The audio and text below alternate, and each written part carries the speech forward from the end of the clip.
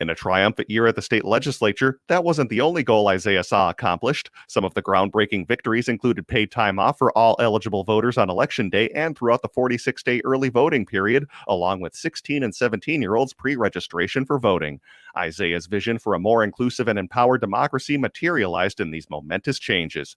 Find out more about what Isaiah, Minnesota is working on next to strengthen our democracy by visiting isaiahmn.org. That's ISAIAHMN.org. Connections Radio Show is all about tapping into our hardwired hunger to connect. We examine meaningful connections to ourselves, our community, and the world around us. By opening the door to innovative insights by a wide variety of interesting guests, we'll make the connections to something bigger than ourselves. Join me, Lori Fitz, your host of Connections Radio Show, and together we'll make the connections. Saturday mornings at 9 a.m. on AM 950, the progressive voice of Minnesota. With your AM 950 weather, I'm Brett Johnson. Look for partly cloudy skies tonight with a low around 62, Saturday sunny with a high near 83, and Sunday thunderstorms with a high near 75. Scott Jamamas offers huge taste out of a little place. They offer mouth-watering baby back ribs, grilled chicken, and half-pound pulled pork sandwiches. Located at 3 West Diamond Lake Road near the intersection of Nicollet Avenue and West Diamond Lake Road in Minneapolis. Find their menu and more at scottjamamas.com. Portions of the following program may be pre-recorded. The views expressed and the opinions given by the individual host, guest, random reptoid, or chupacabra may not necessarily reflect those of AM 950 Radio, its affiliates, or its sponsors. Now, it's time to step into the unknown.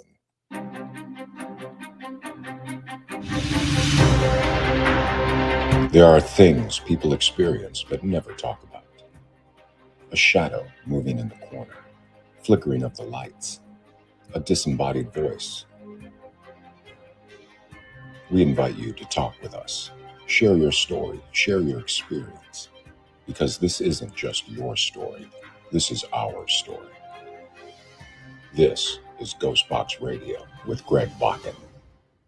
And this is GhostBox Radio on AM 950, where every night we talk about the paranormal, ufology, Bigfoot, and so much more. My name is Greg Bakun, and thank you very much for joining me tonight on this Friday, right? We have made it to Friday, and it's been a long week. And I think, speaking for myself personally, I think the next couple weeks are going to be actually pretty busy. We have this big event that's coming up next week at the Anderson House that we're going to talk a little bit more about.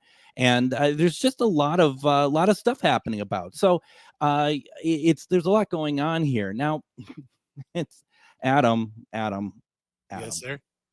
So here we are. It's the second night in a row that I promised Robert Robinson.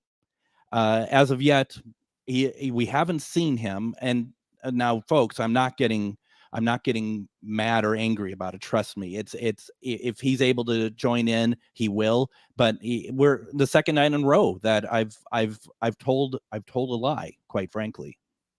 Well, I wouldn't quite call it a lie, and here's why. That's so kind of you.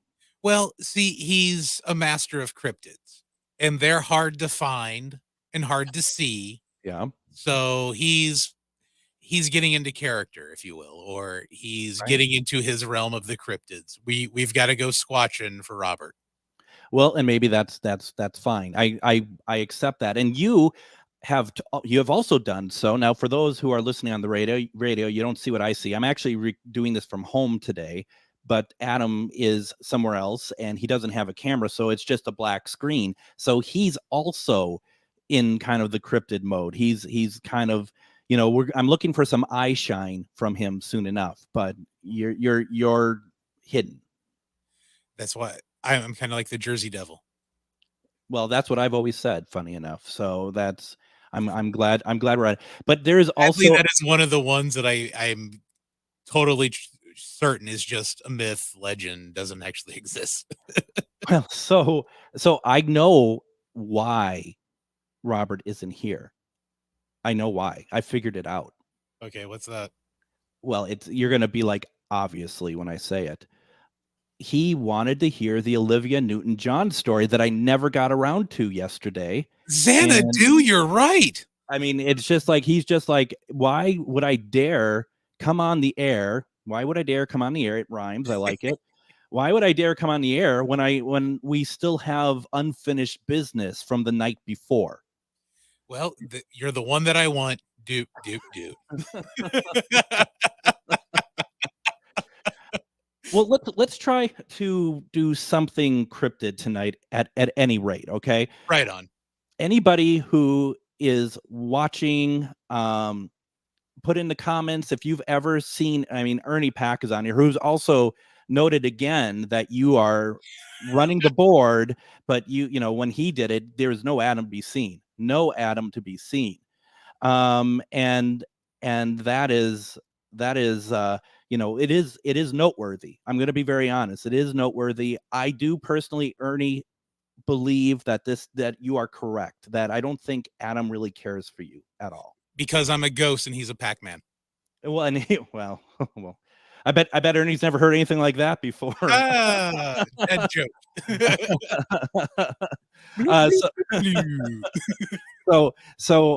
Yeah, that's it. And that it's important that we know, like, we put the right people in the right places. So if you know, Ernie's on, we know that Adam is not going to be there. I mean, you know, the stuff that Adam says about Ernie, you know, off the air is not FCC approved.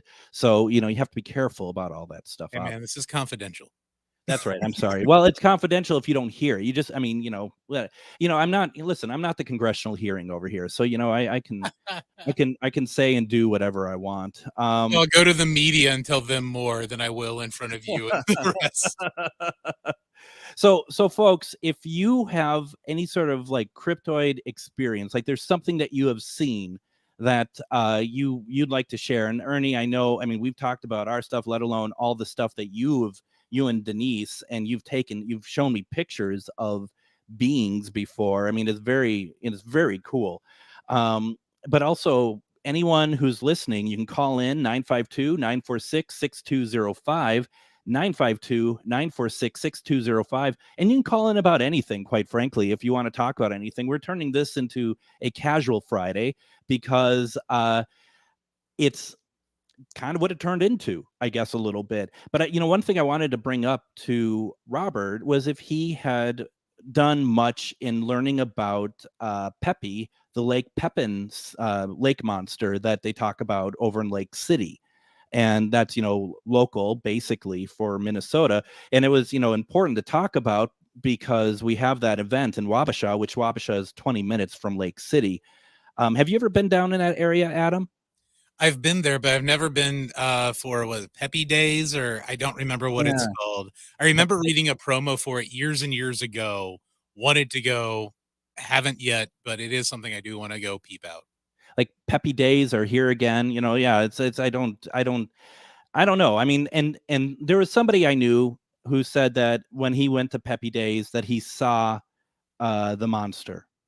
Do we call it monster? I don't know what's politically correct anymore, Adam. I mean, I'm struggling over here. I get pronouns wrong. I'm trying and I don't get it right. So maybe he's not a monster. Maybe he's just Pepe. Maybe we just leave it at that. Pepe. You're Pepe. That's what I think, at least. Did I lose you, Adam? Are you just in shock? I'm answering the phone. I've got to do stuff other than listen to you talk. I got to push, you know, great buttons and stuff. But that's why you get paid the big bucks. Yeah, what bucks? All right, so we do have a caller. Yeah, and we're going to talk some paranormal. Hello, caller. You are on the air. Super. Am I speaking with Greg Bakun? Greg, you can hear him, right? Oh, yeah, I can hear him. All right. Super. Hi, Greg. I really love you. The show that you've got, and I finally decided to give a call in. I've had two experiences with UFOs, and I did want to mention that I don't know if you've ever covered anything to do with Elmwood, Wisconsin, from the sightings back in the mid-'70s. We haven't. Now, they just had their UFO days, haven't they? I believe it's every year about this time. Yeah. I don't know. Yeah, I literally think last weekend, or if not the weekend before, they had their days. And I'm going to be very honest. And may I ask your name, please, if you don't mind giving? If you don't want to give it, that's totally fine. Actually, I'm going to not, because I actually do have a few concerns, but I guarantee you that my talking about what I'd like to speak about 2 episodes in my life, definitely I am not fabricating. I would tell you exactly what happened, and then people like yourself and other people can decide just how it registers in their mind. That sounds great. Why don't you go ahead? Tell us what's on your mind, what you experienced, please. Sure, Greg. In fact, if I didn't have to spend the weekend with my wife this weekend, I was actually going to try to catch up with you at an event that's happening at the Marriott by the airport on Saturday, tomorrow. That's right. Yes. But here, hey, this is better than that, even being able to speak with you personally. Okay, so first of all, I used to live about 1.5 miles from Lake Michigan, 5 miles north of Sheboygan, Wisconsin. We had a dairy farm there. We went into a partnership, so I went from Minneapolis to Sheboygan, Wisconsin. So I'm in 2nd grade around 1964. Okay. I believe that's when I was in 6th grade. And I was going to the barn on a cloudy afternoon, and I looked towards Lake Michigan because I can see it every day. We're only about 1.5 miles away from the cliffs there where Whistling Straits is now. Right down from there. It was nothing there at the time, but now Whistling Straits is there. So anyway, I look up in the sky, and above Lake Michigan is a huge cigar. So I'm in 2nd grade, and I look at it, and I go, it's not moving. It's not doing anything. And then I went to the barn to help my dad with chores. That's in 2nd grade. Mm-hmm. Then as some time goes by, I start seeing photographs of pictures of cigar-shaped, whatever it is up there in the sky. And I do know, I've researched over Lake Michigan that certainly there's been, as you well know, different sightings over large bodies of water, and absolutely Lake Michigan. So that's my first experience. My second experience, I'll try to not make it maybe as long as, I'll make it as short as I can. You're doing great. At Ellsworth, Wisconsin, I did get a job as a dispatcher during high school in 1976.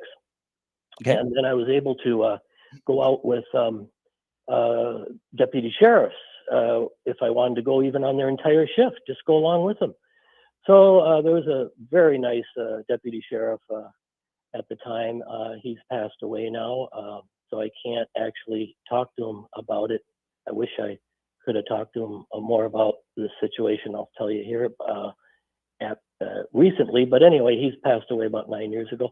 And one time we were called out to Elmwood area, and Rock Elm actually, and we'll go out and check in the woods here. There's a big, bright, really bright white light, and we went out there, and what I remember, this is in 1975, I think it was about middle of, just a half a year before I graduated from high school in 76 at Ellsworth, Wisconsin.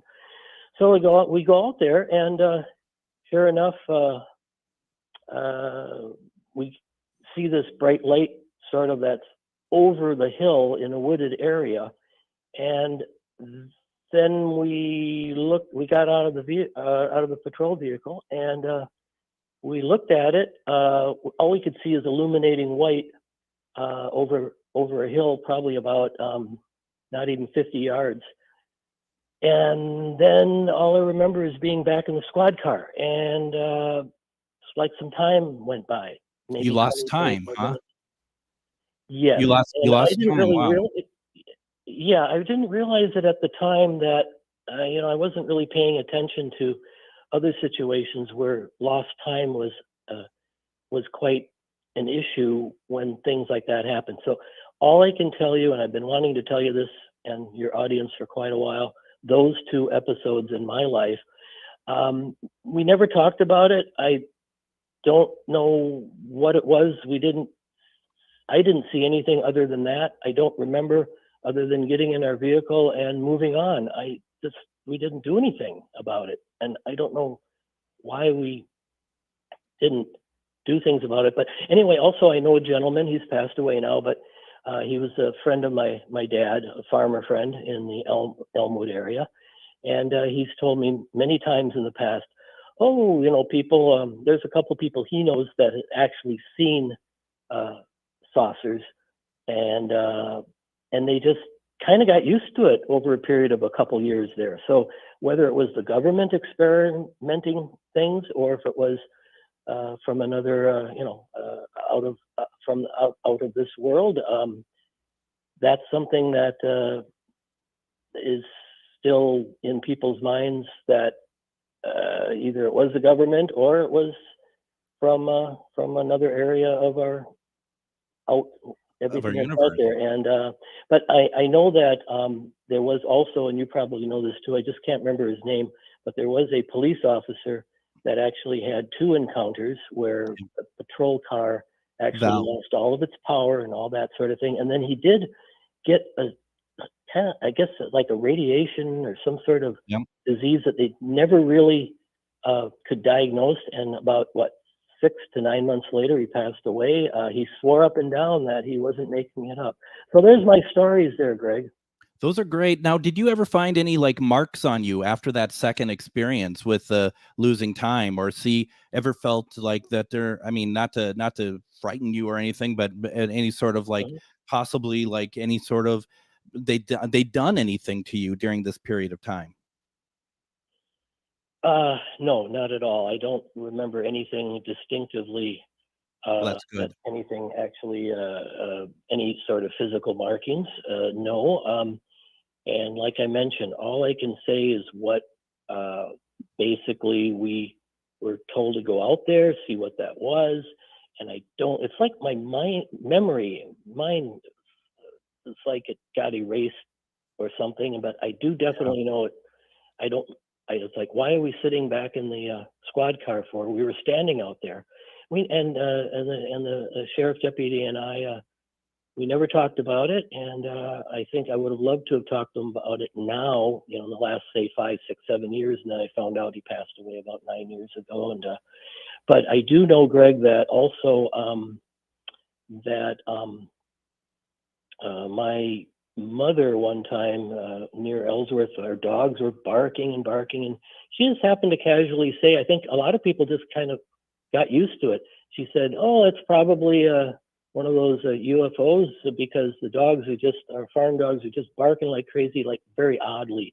So that's just a little bit of a sidetrack on things about that time period. But I really, I don't know if you've done an extensive show about the Elmwood situation there or not, but if you haven't, or if anybody could ever call in about their experiences with anything to do out in that area during that time period, I'd love to hear more about it. But I guess I've always wanted to just tell you those 2 situations.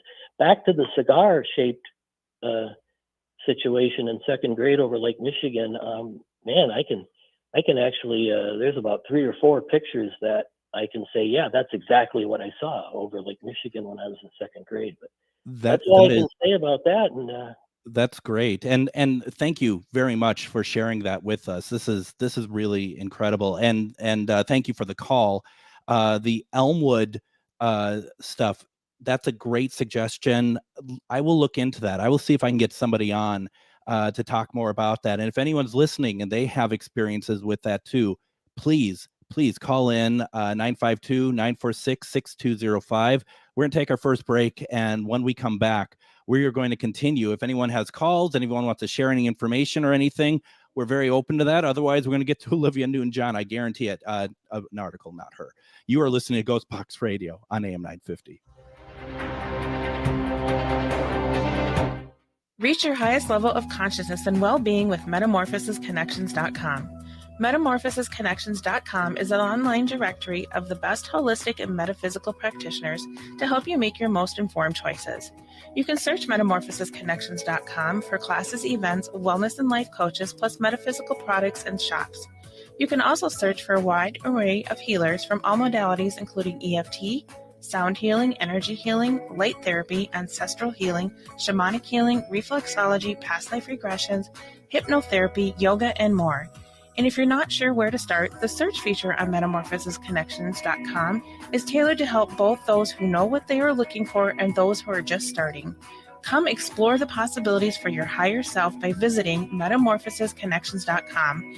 Their experienced practitioners can guide both beginners and those that are already on their spiritual journey. That's metamorphosisconnection.com, your link to direct you on your spiritual transformation. It's an absolute must for any true foodie. Vinaigrette at 50th and Xerxes in South Minneapolis offers premium oils and vinegars for the most discriminating of tastes. This is Sarah Piepenberg, owner of Vinaigrette. We bottle on site, there's no guesswork, and you get to taste test each and every oil and vinegar we offer. Our direct relationship with the growers ensures an uncompromised level of satisfaction. When you need to know you're cooking with the finest ingredients, first contact the independently owned Vinaigrette, 50th and Xerxes in South Minneapolis. Online at vinaigrettemn.com. Hey, it's Patrick for Zero Res. Believe it or not, barely a month from now, the kids will be back in school. So while you're getting some fresh looks for your kids before they head back, make sure to get a fresh look for your home, too, with my cleaning heroes at Zero Res. Carpets, tile, rugs, upholstery, basically every surface in your home can be Zero Resified, so it's time to call the cleaning pros at Zero Res. It's also the height of the summer allergy season, so it's the perfect time to get your air ducts cleaned. Get that nasty pollen and dust that's been swirling through your air conditioner out of your home. This month from Zero Res, get 3 rooms of carpet clean starting at just $129 and take $75 off an air duct cleaning. You owe it to yourself, your kids, and your home to get the fall off to a good start. Call Zero Res today, 9520-RES, or schedule an appointment at ZeroResMinnesota.com. Zero Res, backward or forward spells the same.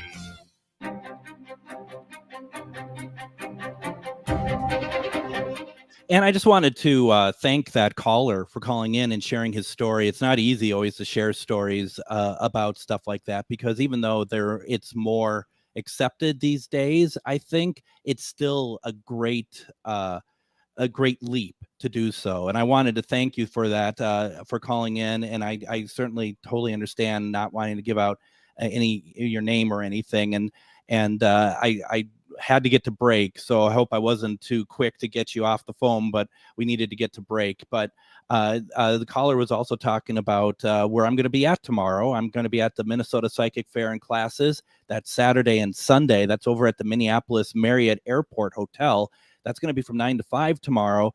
Tomorrow afternoon, Char Savoy, who you might remember from such programs as this one, she is going to be, we're going to be speaking together at between 4 to 5 tomorrow, and we're talking about energy karma of the paranormal and metaphysical realms. That might sound very lofty, but it's actually going to be a very cool conversation. And so we're definitely looking forward to it. And Adam, as the caller had said, talking about Elmwood, I think that's a great idea to find somebody from there and have a conversation. That's fantastic. That's one of 2 things I want to cover from the state of Wisconsin. At some point, I would love to have an episode of the Beast of Bray Road. Oh yeah. Oh yeah. Absolutely. Keep that out.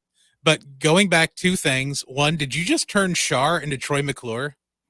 I always say, actually, I get that from Anthony Bourdain. He has reoccurring people on the show. It's like, you might remember so and so from shows like this one. You know, the first thing that popped in my mind was Troy McClure. The other thing is our anonymous caller. He mentioned the police officer who had the encounter. Yes. That was Val Johnson, and that was in Marshall County. Exactly. And I had wondered if we're talking about the same person, because Val is still alive. Oh, yeah. Wait, there's also that Wisconsin story too. Yeah. Because Val is still alive. And in fact, when we had Tom Maher on from MUFON, we talked about Val, and that Val is still alive. But Tom was like, you can't bother him. Not that he was talking to me directly about that, but he was like, you can't. He doesn't want people to go and find Val, because Val had done his bit. He had told his story, and he doesn't want to tell it again. He's done talking about it. He doesn't want to talk about it anymore, which is very fair.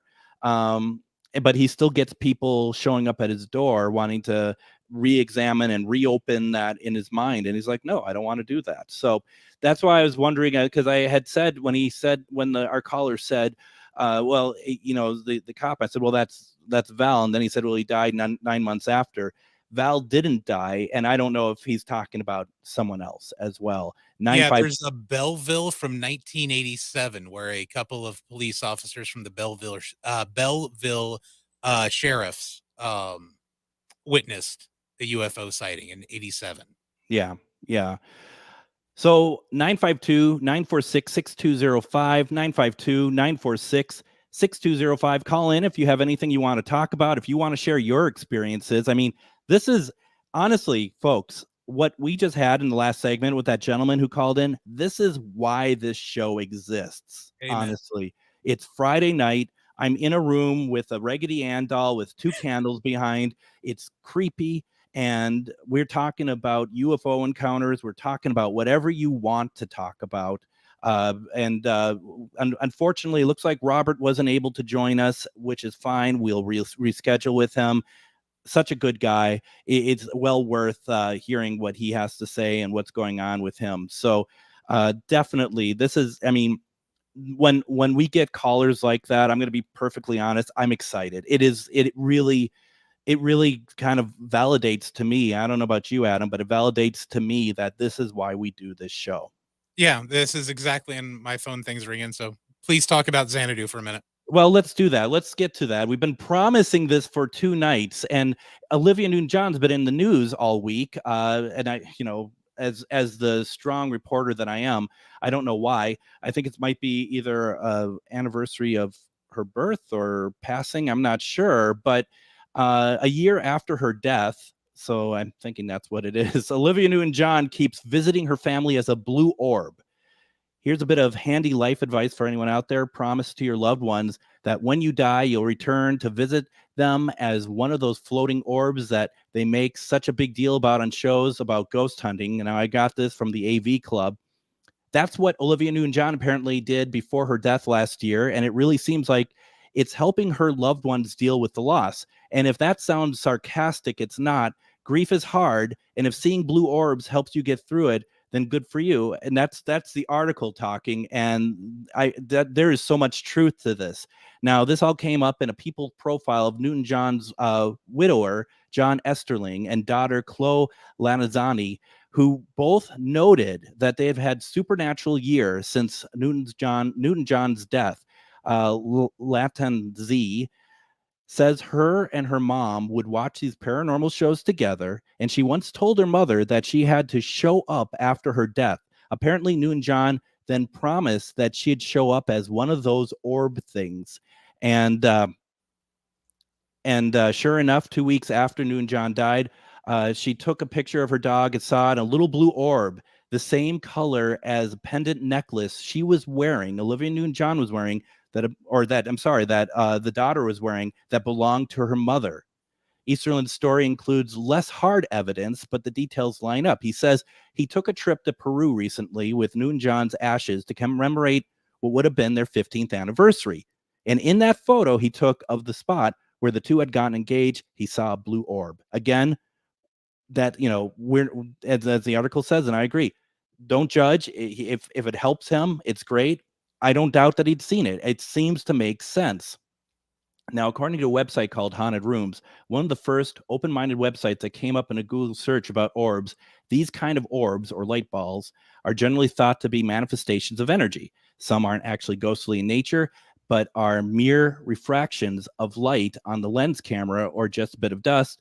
But that doesn't mean there aren't real ghost orbs floating around. And anyone in the paranormal could tell you orbs themselves are the most hotly contested piece of paranormal evidence of all time, because we'll be out there with our night vision cameras, and what happens is, like, if a bug flies, even though it's HD or 4K, the definition isn't great enough always to pick up those bugs, and they come up as often like a light anomaly or something else. And if you are actually looking at if you're actually looking like in the dark and you see something light moving around, that's a better chance that it's actually an orb. So George Wheeler was the cop in Elmwood, Wisconsin. Okay, thank you, caller, for calling back in and getting us straight in that, because I don't think I'm as familiar with that one. I'm going to look that one up. We also have Terry on the line. Welcome to GhostBox Radio, Terry. Pardon me? Welcome to GhostBox Radio.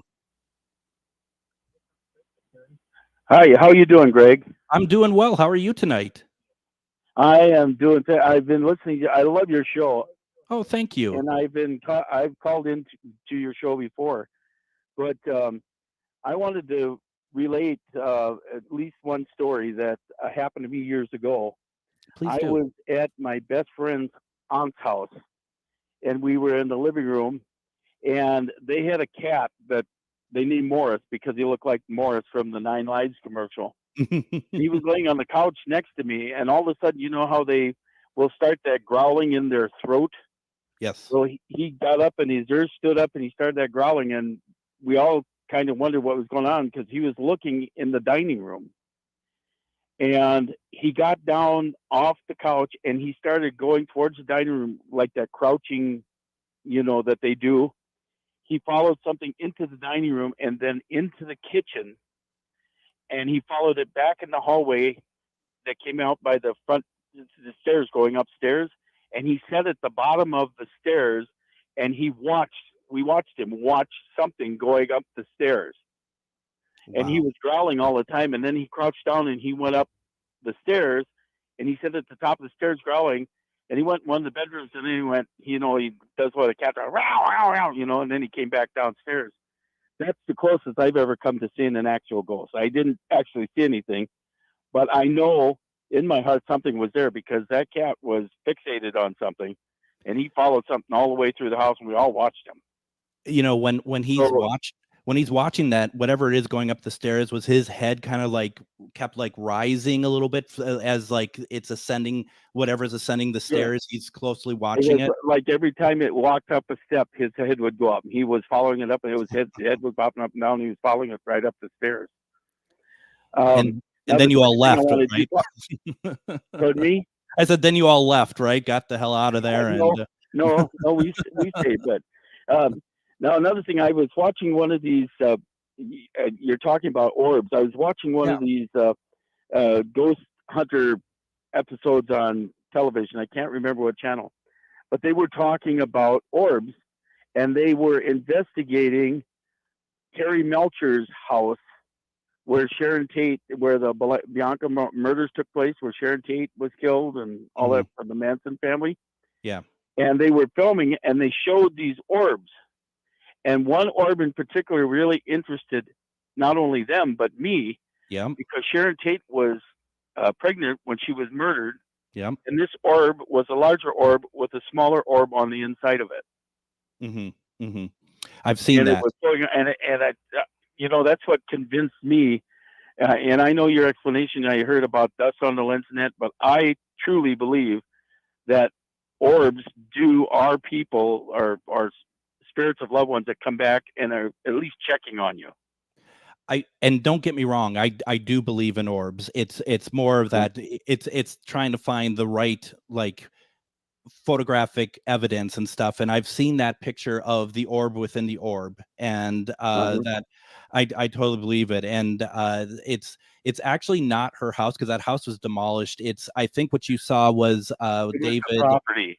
Yeah, David, and I can't think of his last name at the moment. And he's been on like stuff like My Ghost Story and Ghost Adventures and stuff like that. So yeah, no, it is very true. And as Ernie Pack in the comments has said, paranormal orbs typically emit light rather than simply reflect it, and that is very true. Which is why I was saying, like, if you're in the dark and you see it moving, that means that's not a bug or anything. It's very interesting. Terry, I really appreciate the call. Let me say just one thing. I think you've got a great, outstanding show. I called in a couple of times when you were just on the weekends. This is one show. Right now, I'm heading home, but I've been driving around the city just so I can listen to your radio show. Oh wow! Anyway, that makes me feel so good. And I'm going to try to come out on Sunday to the airport. Oh, that'd be amazing. Please, yes, stop by. I mean, it's so good to hear that, because Adam constantly tells me how much this show is horrible, and it just really he kind of brings me down, quite frankly. So, well, I hate to tell you, but I don't think Adam knows what he's talking about. Well, that's what we've been saying the whole. Is this Ernie and not Terry? Terry, I'll let you go now, because I'm sure you got other people or other things to talk about. But I just wanted to let you know about those two things that happened to me. That's amazing. So, that is amazing, Terry. Thank you. Have a great night. And keep up the good show there, buddy. We'll do our best. Thank you so very much. Okay. So Terry was just talking about, and that's the thing too, is watching animals and really logging what they're doing. And Adam, I don't know if you've had any experience with this, but I had my cat AJ, and I'll never get this. And I took a picture of her actually, and it one of the iPhone iterations I had, it was lost. The picture was lost, but here she was, and she was sitting upstairs in the loft in this house, and she's just watching something move. And she's just kind of like, I'll tell you though what the look is. If it was a bug or something like that, her pupils would get much bigger, right? I mean, that's kind of how they operate. She had like a pleasant look on her face. Like she was in this, and don't take this the wrong way, she was like in ecstasy. Like when I'm talking as a religious experience sort of thing, she's just watching it and just very, and I took a picture of it because I've never seen anything like this. She was just focused on something, almost like a smile on her face, and that thing never smiled. And I think it was one of two things. I'm not going to say what one of them is, but I think the other might have been my old cat Dave, perhaps. I mean, they never really got along, but at the same time, what is it? I mean, it's so interesting, and as Terry mentioned, those animals, they are great at what is a great sort of way of knowing if there's something going on. Yeah, because an animal, when they see something, they're not going to try and rationalize it like us as humans will. It's like, no, it had to be somebody just passing outside on the street, or, just we will rationalize any way we possibly can. But without the rationalization that an animal will have, if they're focusing on something, you should probably be focusing that area as well. Because an animal is going to tell you, one, when a nasty storm is on its way, especially if you've ever lived on or around farms. You pay attention to the horses and you pay attention to the chickens when you think you're going to have inclement weather. Now, also, well, actually, why don't I hold on to this, because we need to get to break again. Once again, folks, you have something you want to share with us, please do. 952-946-6205, 952-946-6205. If you want to share anything with us, we have one more segment. So, there's plenty of time to tell us what's on your mind. We're going to take a break. When we come back, we're going to finish up, and we have lots more to talk about. You're listening to GhostBox Radio on AM 950. If you own a holistic or metaphysical business and are looking to expand, then you need to be listed on metamorphosisconnections.com. It's a network where you can grow with like-minded practitioners and reach new clients. Metamorphosisconnections.com is an online directory you need to list yourself and your business. Our platform makes it easy for you to create listings of your products and services, and you can also choose to list your classes, events, and so much more. Metamorphosisconnections.com helps you create weekly and monthly promotional ads targeted towards your potential clients and promotes them for you via social media and newsletter. There are clients searching for your specialty right now. Let us help them find you. Start your listing today so you can share your own unique gifts and talents by finding the level of membership that best fits your needs.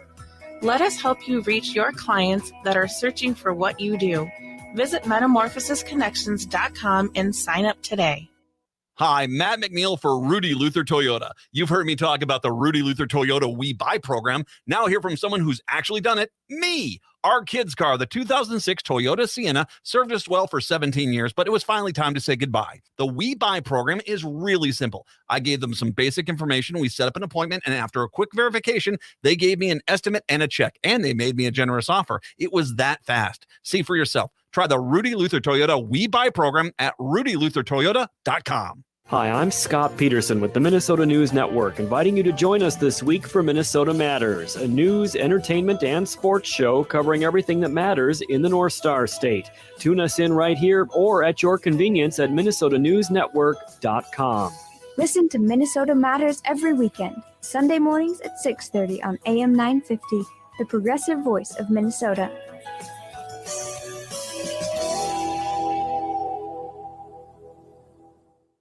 With your AM 950 weather, I'm Brett Johnson. Look for partly cloudy skies tonight with a low around 62, Saturday sunny with a high near 83, and Sunday thunderstorms with a high near 75.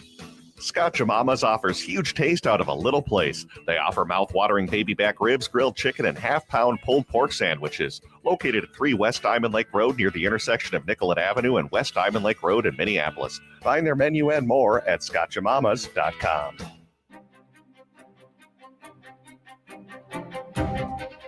And we have a lot of stuff coming up here in the next couple of weeks that we want to talk about, both event-wise and with the program. Don't forget, as a couple of people have already mentioned calling in, Terry mentioned it and our other caller mentioned it, tomorrow and Sunday, I'm going to be at the Minnesota Psychic Fair and Classes at the Minneapolis Marriott Airport Hotel.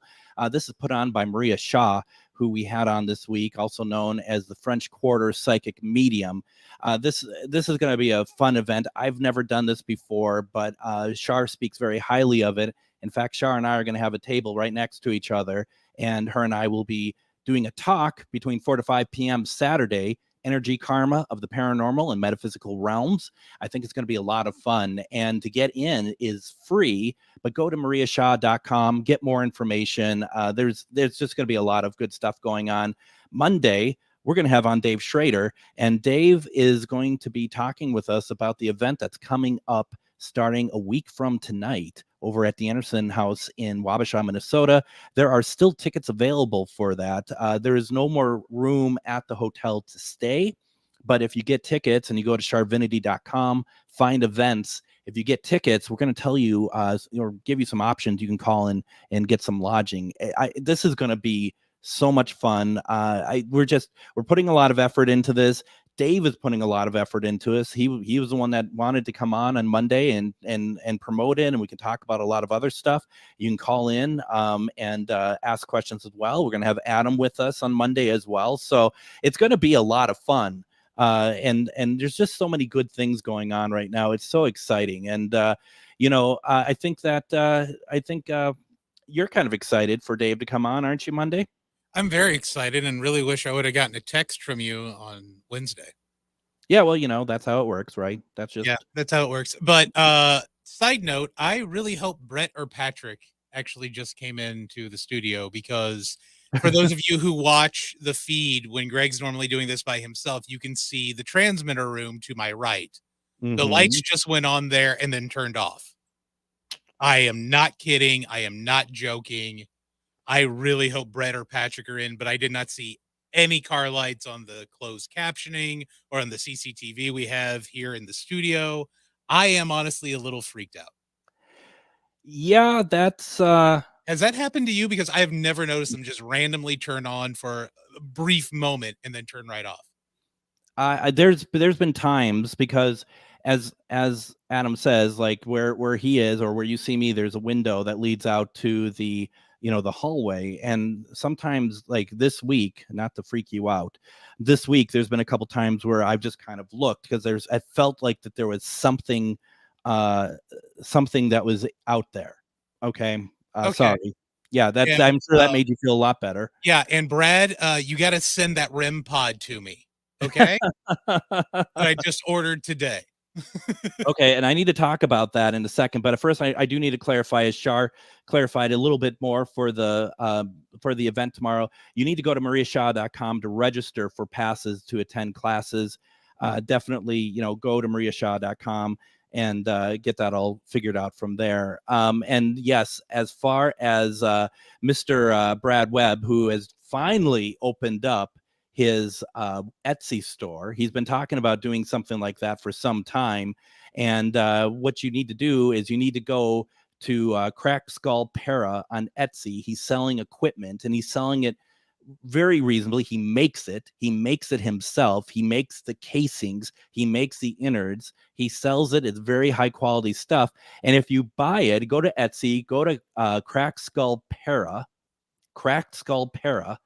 If you go there and put in the promo code GhostBox Radio, you'll get 10% off your order. And that's pretty cool. And thank you, Brad, for doing that for us. That's really cool. And if you're a nerd, he has got an Ark of the Covenant REM pod sitting on there. If my wife would have allowed me, or actually if I would have allowed myself to drop the money on that one would have been mine. But instead I'm going with the one with the K2 holder on it as well.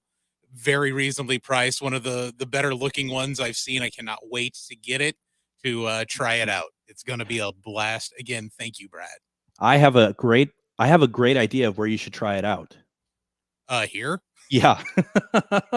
It sounds like it, doesn't. Remember when before we started going nightly, I said that I was going to set up a REM pod in the studio when I was working the board, and I was going to have a camera on it, and it always just be live, and we'll see if it goes off while I do my show. And that's a good idea. Maybe there's something to be said that we still do something like that. I don't know. But part of it's like, do we want to know? I do. There.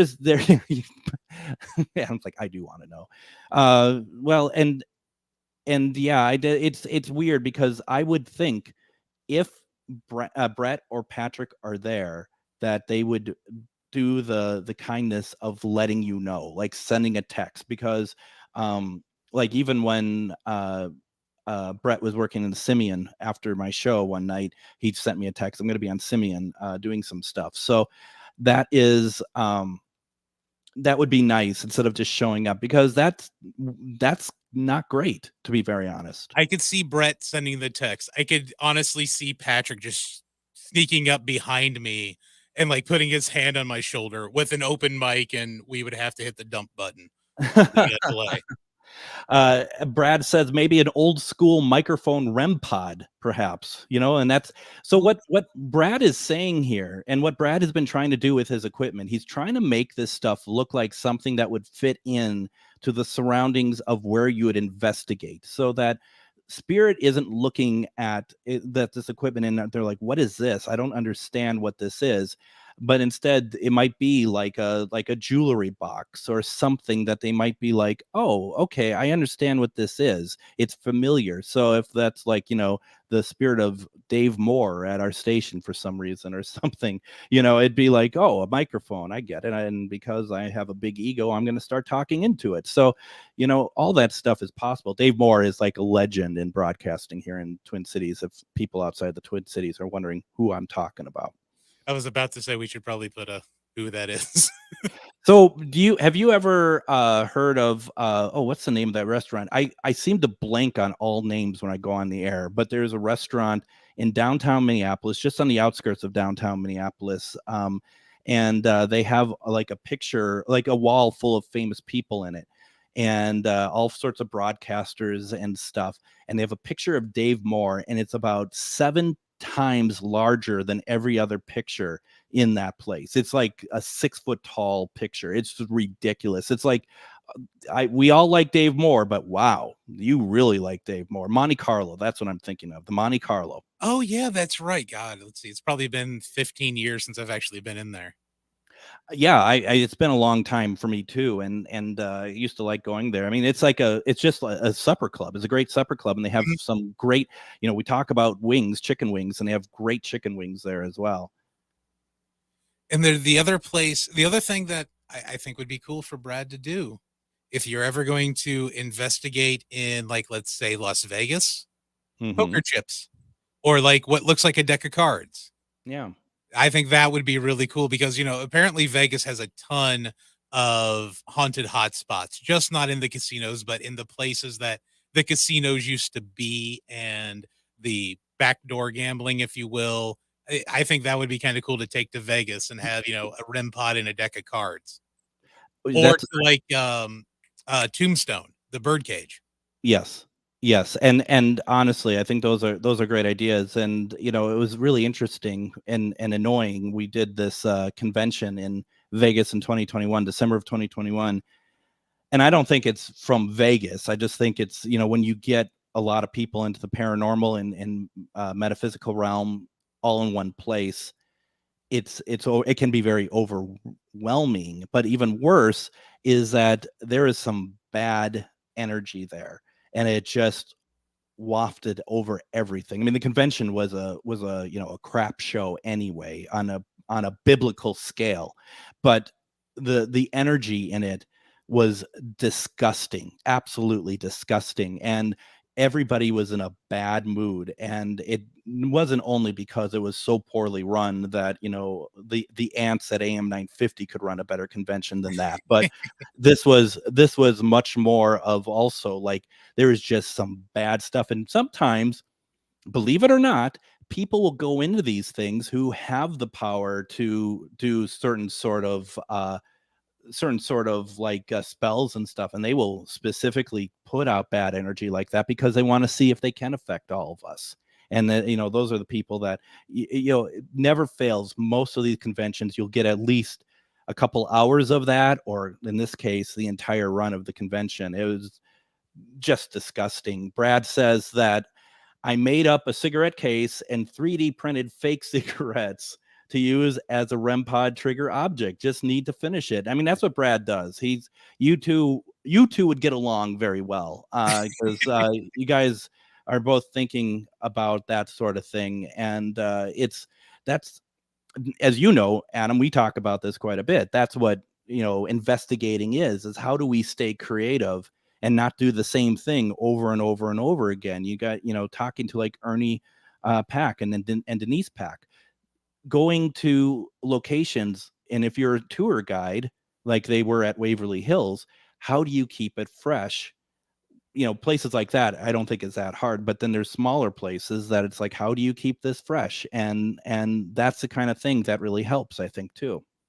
Yeah, because if you're running ghost tours, no matter where the location is, and especially if these are intelligent haunts, they're going to hear you. They're going to get bored. Mm-hmm. And these are just people without bodies to begin with. So if they're bored, you're going to be getting bored. Nothing's going to happen, and the field isn't going to move further along without and not being able to get that concrete evidence where everybody can look at and be like, oh, these do exist. Yeah. Well, and like we're going to do that event this weekend. The next weekend, I guess, over in Wabasha. And the thing about that is, like, both nights I'm going to be in one spot, different spots each night, but the group is going to rotate into our groups in our room.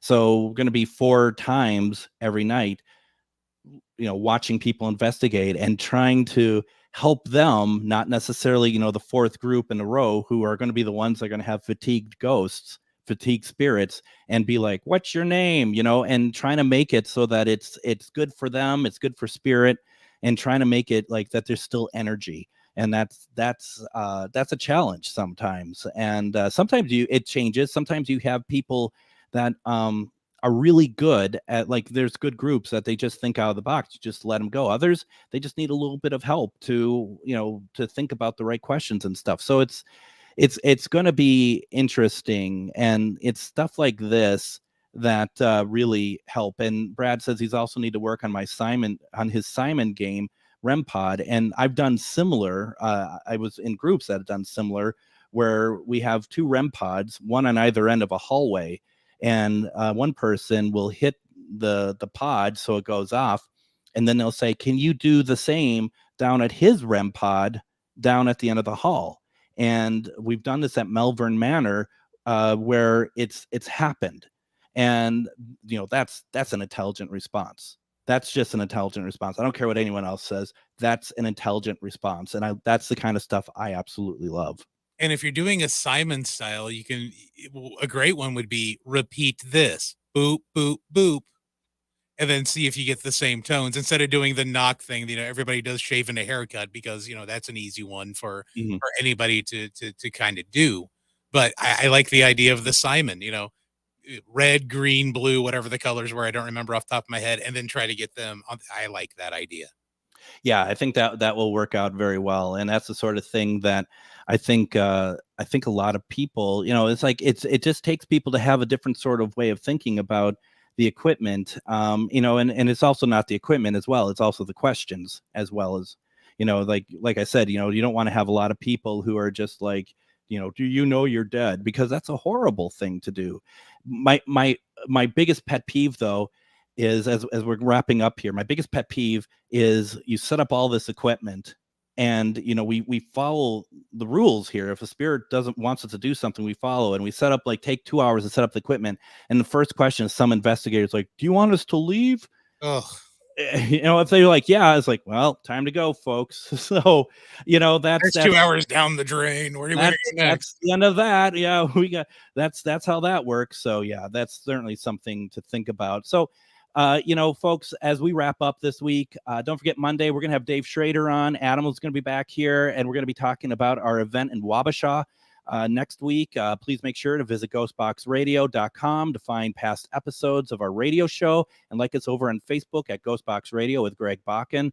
Also send any comments or feedback to comment@ghostboxradio.com.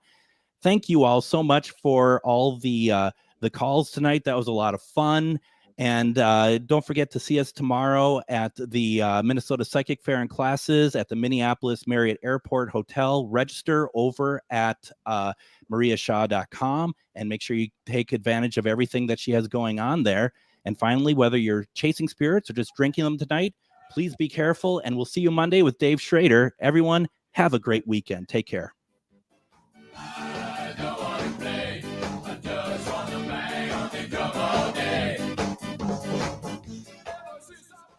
Standing Up to the Hatriots, the David Pakman Show, weekdays at 2 p.m. on